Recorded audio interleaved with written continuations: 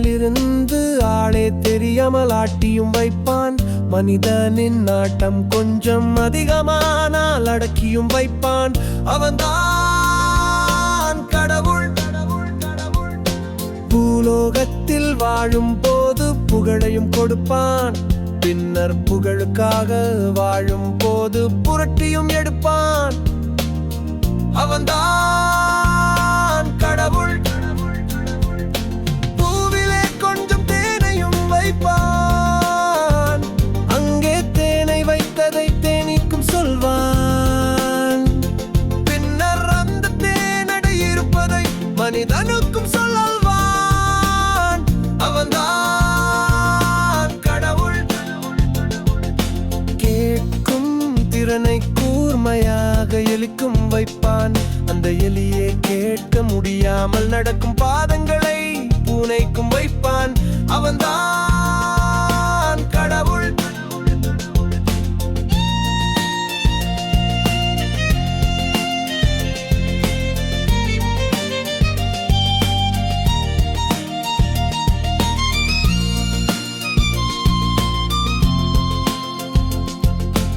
ஓடும் திறனை கூட்டுகின்ற கால்களை மானுக்கு கொடுப்பான். பின்னர் அந்த மானை பிடிக்கின்ற சக்தியை புலிக்கும் கொடுப்பான். அவன்தான் கடவுள்.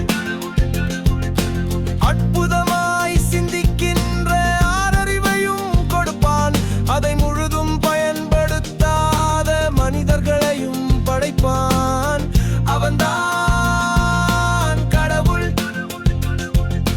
தப்பதமாய் செய்தால் மனிதன் கேட்பதை கொடுப்பான். அவனே தறிக்கெட்டு நடந்தால் கொடுத்ததை பறிப்பான். அவன்தான் கடவுள். நாட்டை ஆளவிட்டு அழகும் பார்ப்பான். அவனே கொள்ளையடித்தால் கொடுத்தவனே பிடுங்கவும் செய்வான். அவன்தான் கடவுள். புரியாதவனுக்கு புதிராயிருப்பான்.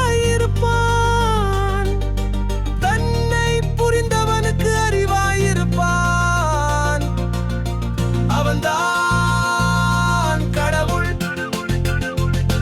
கடல் முழுதும் தண்ணீரை வைப்பான். தாகம் எடுத்தால் தவிக்கவும் வைப்பான். அவன்தான் கடவுள். மாளிகையில் வாழ்பவன் ஆயுளற்பமாய் முடியும். சாலையோரம் வாழ்பவன் 100 ஆண்டு வாழ்வான். பின்னிருந்து இயக்குவான். அவன்தான்